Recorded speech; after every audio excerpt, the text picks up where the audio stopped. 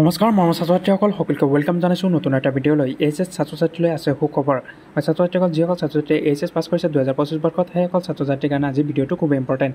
অকণি skip নকৰাকৈ ভিডিঅ'টো একলৈ চাবা। ছাত্ৰ-ছাত্ৰীসকল যদি চেনেলটোত কোনোবাই নতুনকৈ ভিজিট কৰিছে চেনেলটো ছাবস্ক্ৰাইব কৰি ৰাখিবা।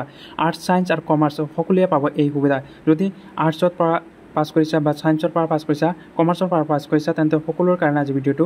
ছাত্ৰ-ছাত্ৰীসকল তোমালোকে আৰ্টছৰ পৰা কেনেকৈ নাৰ্ছিং কৰিব পাৰিবা, কমাৰ্চৰ পৰা কেনেকৈ নাৰ্ছিং কৰিব পাৰিবা, তোমালোকে কি কৰিব লাগিব, তোমালোকে এইখিনি বিষয়ে আজি ভিডিঅ'টোৰ যোগেদি তোমালোকক জনাবলৈ চেষ্টা কৰিম। হয় ছাত্ৰ-ছাত্ৰীসকল, তোমালোকে যদি ছায়েন্সৰ বিষয়ে পৰা হোৱা, ছায়েন্সৰ শাখাৰ হোৱা, তেন্তে তোমালোকৰ কি কোৰ্চ কৰিব পাৰিবা।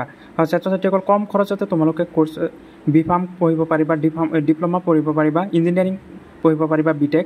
হয় ছাত্ৰ-ছাত্ৰীসকল, যিসকল ছাত্ৰ-ছাত্ৰীয়ে ছায়েন্সৰ হয় আৰু BSc নাৰ্ছিং কৰিব পাৰিবা কম খৰচতে। ছাত্ৰ-ছাত্ৰীসকল, নেক্সট কথা হ'ল যিসকল ছাত্ৰ-ছাত্ৰীয়ে আৰ্টছ পঢ়িছিলে সেইসকল ছাত্ৰ-ছাত্ৰীয়ে নাৰ্ছিং পঢ়িব পাৰিব নে নাই। ছাত্ৰ-ছাত্ৰীসকল আৰ্টছ আৰু কমাৰ্চৰ পৰাও যদি ছাত্ৰ-ছাত্ৰীয়ে পাছ কৰে তেন্তে 50% ওপৰত যদি আছে তেন্তে সেইসকল ছাত্ৰ-ছাত্ৰীয়ে GNM, ANM নাৰ্ছিং পঢ়িব পাৰিব।